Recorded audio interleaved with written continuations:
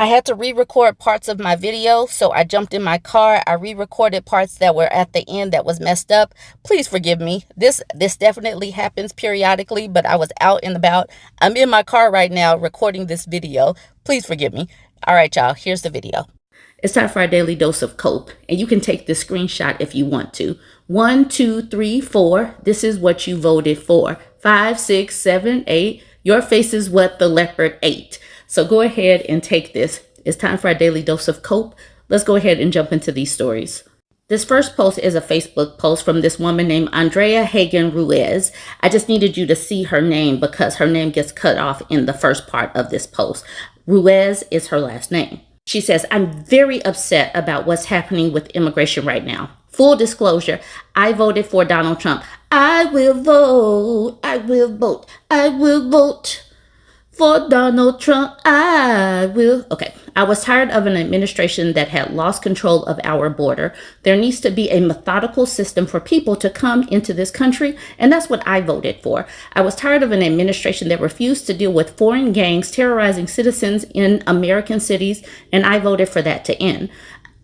I voted for better economic policies. I did not vote for the removal of people who are in the system and want to make a new life here. I am particularly concerned about the TPS nations of Cuba, Haiti, Nicaragua, and Venezuela. Why are we sending people back to countries with dictatorship regimes? I personally know people from Haiti whose family members are in hiding because they have connections with people here in the United States. They are in danger of being kidnapped and held for ransom in hopes that their family members here will pay money to the kidnappers. It is violent and deadly. If those family members are caught and the people here don't have the money to pay the ransom, most often they are unalived and discarded. Imagine what could happen if people are sent back from here. What could happen to them? I also know people from Cuba and Venezuela in this country. They are good people and hardworking people, and nearly all of them came legally. They were given the hope of coming to America to protect their families. If you think it is only immigrants who came here illegally who are now being deported, you are wrong. It makes me sad. This is what their experience of America is. They just get here, they just get started, and now they're being sent back to very poor conditions in these particular countries that I cannot understand doing this to. They were given protected status because of the conditions in their country. Nothing has changed in their countries, but we're sending them back. It's heartbreaking to me. I agree with legal immigration. If you came here legally, or if you self-reported and you were allowed in, then why aren't we providing a path to stay? My God, aren't these the very people who are most vulnerable and that we should be helping most? Most people I talk to feel the same way I do. If you're here and you're working hard and you're being a good member of society, it should be no problem for you to stay. If you came to this country and you're hiding or you're causing harm, then you absolutely need to go. But the things I'm seeing now do not make sense. This is not what America stands for to me. This is a place for people to come to escape oppression and build a better life. This just saddens me on a very, very deep level. I'm truly sorry for the ones caught in the middle of this and for the effects it is having on their families. Update on policy.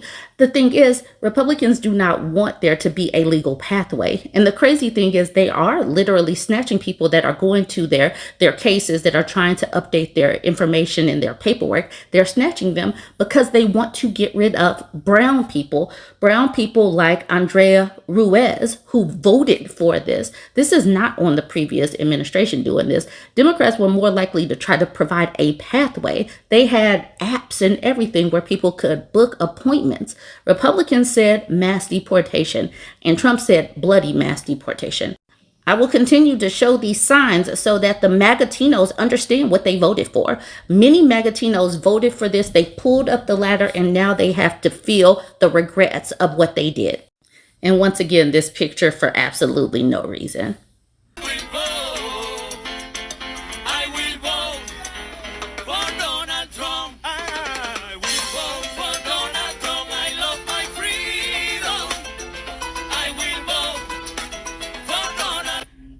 All right, now we have a post from Charles.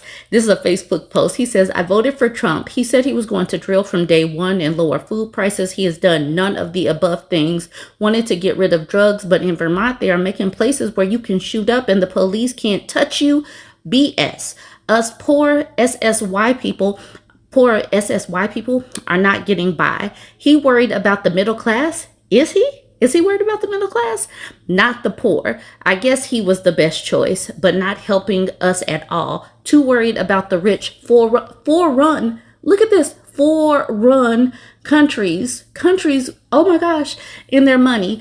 I don't see country getting any better. He effed up the VA. Can't even get my DD 214. No one to help me. F yous all. So this man is a veteran and he's poor and he voted for Donald Trump. That's the thing about these people. Poor MAGA, veteran MAGA, they really F the pooch in this situation because Trump doesn't give a gosh darn about veterans. He doesn't give a damn about the poor either. But poor MAGA is really a thing. They really voted so that rich people can continue to have money. And so now they're going to continue to be stressed.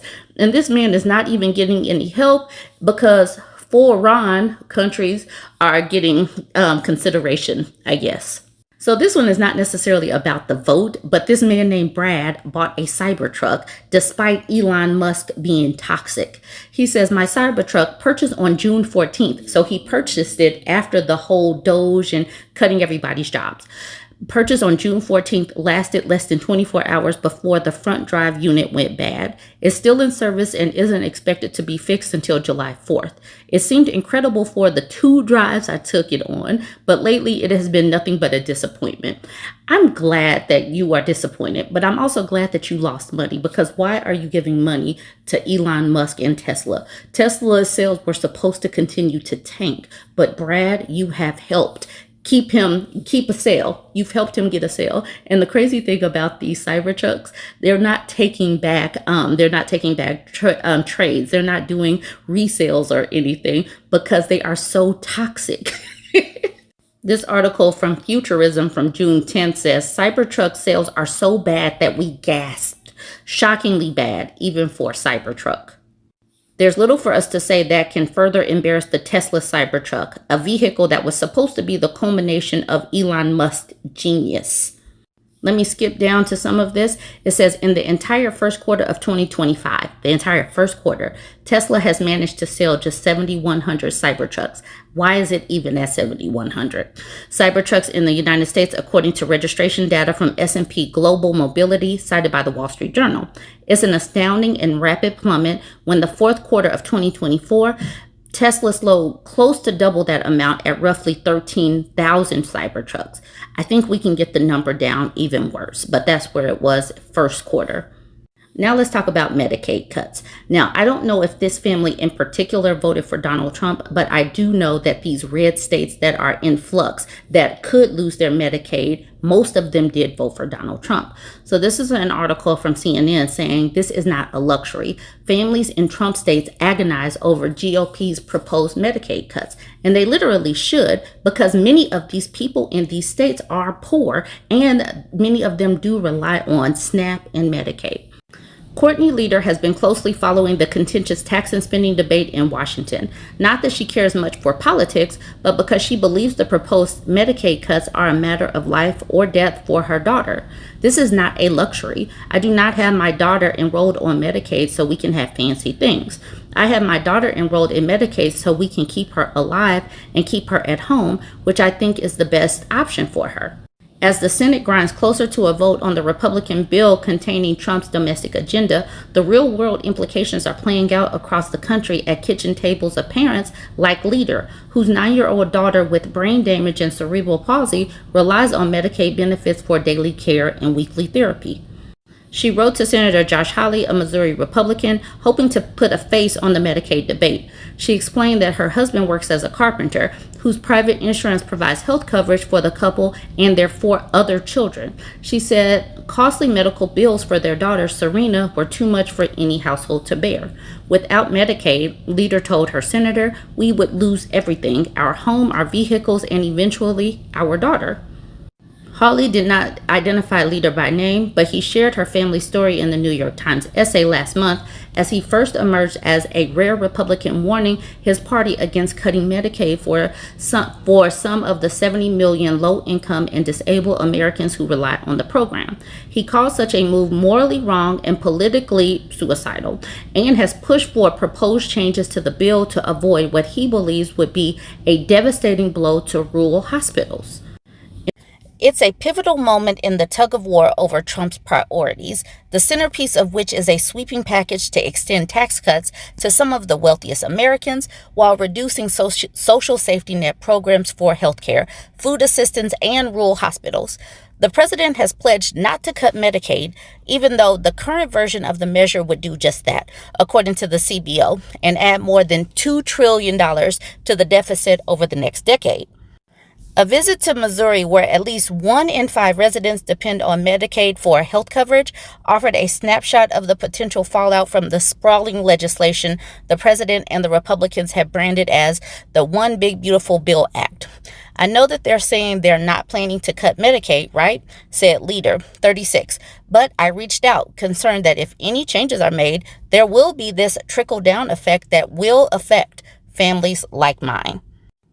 As she stood in her kitchen getting ready to drive Serena to a morning therapy session about 30 minutes away, Leader ticked through the cost to sustain her daughter, who was shaken by a caregiver when she was 4 months old, leading to her condition.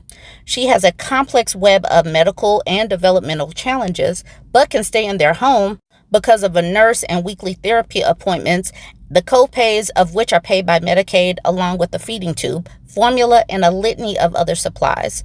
The formula that is delivered through a tube in her stomach costs more than my mortgage, Leader said. It costs more than my entire food budget for our family, and in that alone, there is no way that we can come up with that $1,500 to be able to feed her. I really do wonder, though. I wonder how these people voted, considering Missouri is definitely red and definitely went for Trump. Many of these people are poor and rely on Medicaid. They rely on SNAP. They rely on these safety nets. Yet they vote for the party that doesn't give a damn about people. They don't give a damn about kids. They strip away free lunch. They don't give a damn about anybody, yet voters keep voting for these people. I really do wonder how this woman voted.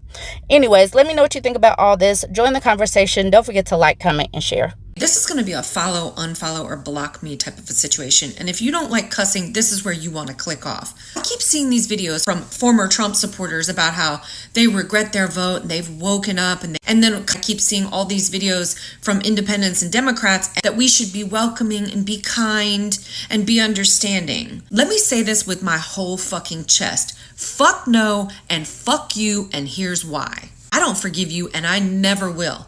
And this is where most of you are going to click the fuck off because you don't want to hear the hard truth. This isn't about one policy or one mistake, the way you're trying to make it seem. This is about a man who ripped the soul of our nation in half. While you stood by in a MAGA hat, he poisoned our culture. He mocked, bullied, and threatened anyone who didn't swear absolute loyalty to him. Like a fucking dictator. He stoked a rage inside of people that gave fascists and racists permission to come screaming out of the fucking woodwork.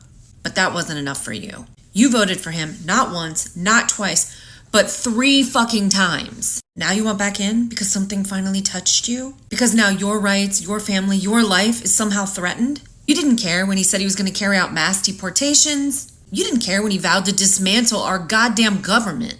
You didn't care about the environment, women's rights, civil rights, or even fucking democracy itself. Simultaneously called yourself a fucking patriot. You didn't care about honor or decency. You supported a man who was brutally unkind, who hates the poor, hates anyone that's not white. You called yourself a fucking Christian while supporting it. You watched this fucker orchestrate an insurrection, but that wasn't enough for you. Because you still showed up. Now, when the flames are licking your fucking porch, you want to come stand behind our shield? The same fucking snowflakes you've been mocking for a decade? Now we're supposed to welcome you? You put the bullets in Trump's gun. I want you to stay regretful. I want you to live in that discomfort every motherfucking day. The same way that every person you voted to hurt is gonna live in it. You don't get applause from me or from anybody on my side.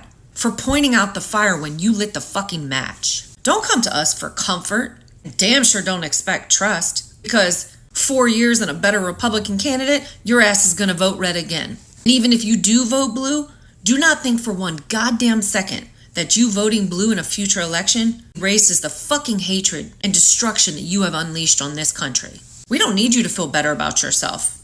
That's not our job. We need you to make it right without asking for absolution. So no, you will never get absolution from me or anybody like me. You will get spun around and pointed at a fucking mirror. You will get it from yourself by showing up every goddamn day to undo the damage that you have done. By confronting your own community, by speaking out and standing up against the same spineless piece of shit politicians that you supported and helped put into office. You want to unfuck this nation? Earn it with your actions, not your fucking words.